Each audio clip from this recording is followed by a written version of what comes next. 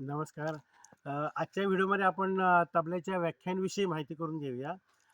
तर या 10 मार्काला परीक्षेसाठी व्याख्या असतात. तर आज सर्व त्या व्याख्या आपण करूया. तर सर्वात प्रथम मात्रा कशाला म्हणतात? तर वेळ मोजण्याच्या साधनास मात्रा असे म्हणतो आपण आणि मात्रा आकड्यांनी मोजली जाते.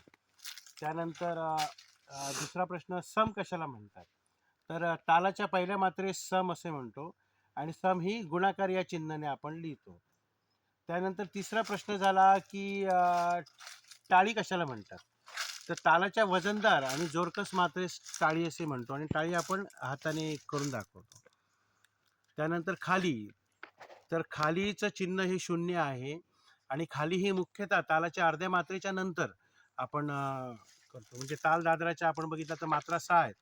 तर 6च्या अर्ध्या झाल्या 3 आणि चौथ्या मात्रेवरती खाली आहे. तर त्याप्रमाणे खाली झालं. नंतर आवर्तन, तर पहिल्या मात्रेपासून शेवटच्या मात्रेपर्यंत ताल वाजविला की त्यास तालाचे एक आवर्तन झाले असे आपण म्हणतो. नंतर खंड किंवा विभाग कशाला म्हणतात? तर तालाच्या वजनानुसार आपण त्याचे जे वेगवेगळे भाग बनवतो त्यास खंड किंवा विभाग असे म्हणतो आणि त्या उभ्या रेषेने आपण दाखवतो. नंतरचा प्रश्न आहे दुगुण कशाला म्हणतात? तर दुगुण म्हणजे मूळ लयीच्या दुप्पट लय, म्हणजे एका मात्रेत 2 मात्रा वाजवणे त्यास आपण दुगुण असे म्हणतो. आणि शेवटचा प्रश्न तिहाई कशाला म्हणतात? तर 3 समान भागामध्ये विभागलेली बोलांच्या रचनेस आपण तिहाई असे म्हणतो आणि तिहाईचा शेवट हा धाने होतो.